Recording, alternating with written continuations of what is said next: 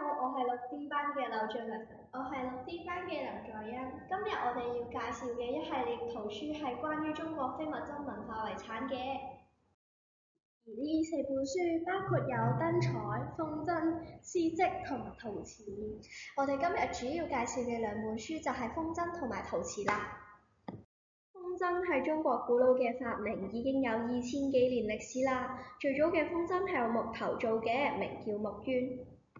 後來先改用紙和竹子製造，變得更輕更容易飛上天。古代人唔單止用風箏來傳送信息、測量距離，甚至會用喺軍事上邊添。後來先慢慢演變做現代小朋友娛樂嘅一項活動。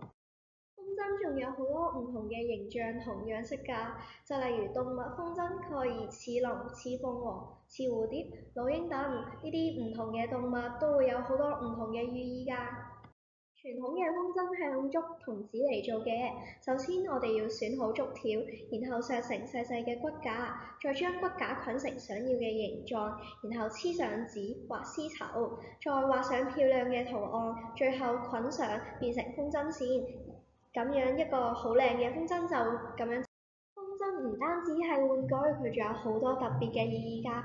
就例如我哋喺春天嗰陣時放風箏，就代表我哋可以送走嗰啲唔好嘅嘢。同埋，假如風箏飛得高嘅話，就會象徵事業順利。仲有啲唔同地方會定期舉行啲風箏比賽㗎，就例如著名嘅山東濰坊國際風箏節都好有名㗎。而我要介紹嘅圖書就係關於陶瓷嘅。原來陶瓷係混血兒嚟㗎。相傳以前嘅人會用黏性大、可塑性強嘅黏土整成容器嚟裝嘢，但係咁樣嘅容器就好容易爛啦。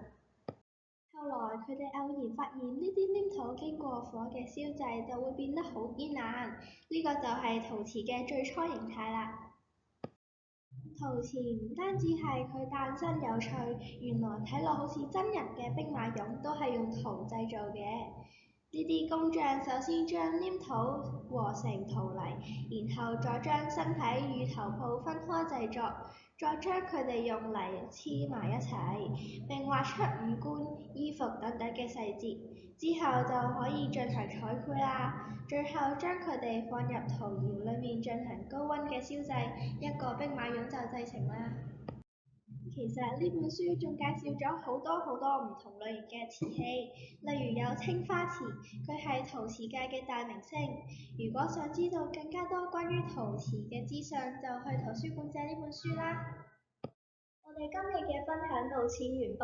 如果大家想了解更多關於中國非物質文化遺產嘅資料，就快啲去圖書館借閱呢系列嘅圖書啦。拜拜。